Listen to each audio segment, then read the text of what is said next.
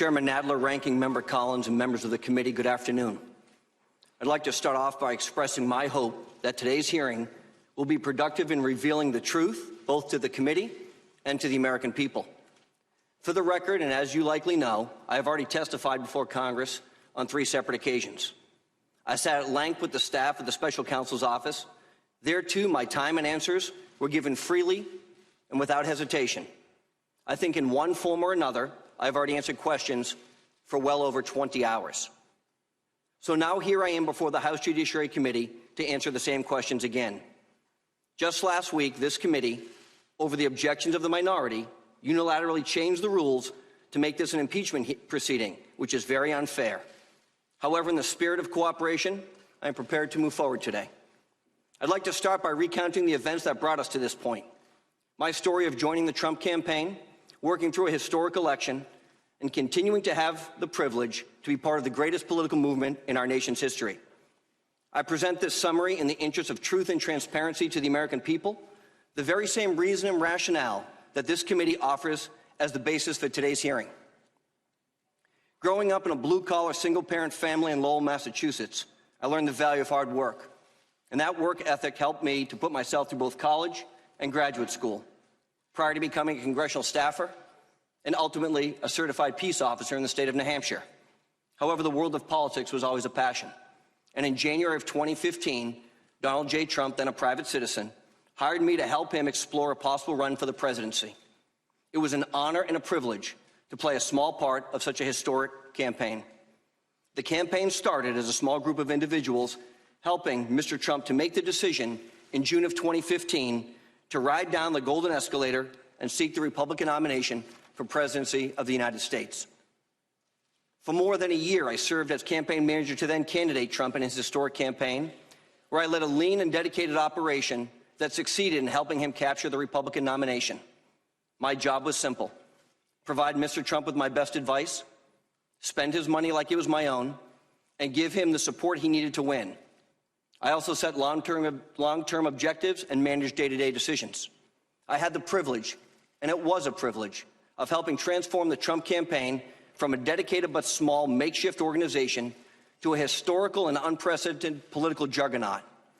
And I am proud to say Mr. Trump won 38 primaries and caucuses and received more votes than any candidate in the history of the Republican Party, all while being outspent most of the way. The historic campaign helped Mr. Trump secure the Republican nomination and ultimately the presidency of the United States. However, since Election Day, whether it was bad actors at the FBI and the intelligence community or lies coming from members of the current House majority that there was evidence of collusion, the American people continue to be sold a false narrative with the purpose of undermining the legitimacy of the 2016 election results. But no matter the size, campaigns are not always the most efficient organizations. And while you run in single congressional districts, just imagine what it's like to lead a national campaign that spans all 50 states of the Union. During my time as campaign manager, there were competing interests for the candidate's time, and a sea of ideas, some laudable, some sound, a few not so much, many of which were dismissed out of hand. Others were passed on to staffers to be handled. I also received hundreds of thousands of emails, some days with as many as 1,000 emails. And unlike Hillary Clinton, I don't think I ever deleted any of those. Many of them were responded to with either one-word answers or forwarded to other staffers for additional follow-up. But throughout it all, and to the best of my recollection, I don't ever recall having any conversations with foreign entities, let alone any who were offering to help to manipulate the outcome of an election. As I've said publicly many times, anyone who attempted to illegally impact the outcome of an election should spend the rest of their life in jail. And let me stress this fact. During the 2016 election cycle, Mr. Trump held no elected position. He was not a government official. Rather, the Obama-Biden administration and the intelligence community, overseen by James Clapper, Jim Comey, and John Brennan, had the responsibility to the American people to ensure the integrity of the 2016 election. I will leave it to this committee and the American public to decide how successful or not they were in doing their jobs. Regardless, as the special counsel determined, there was no conspiracy or collusion between the Trump campaign and any foreign governments, either on my watch or afterwards. Not surprisingly, after the Mueller report was made public, interest in the fake Russia collusion narrative has fallen apart.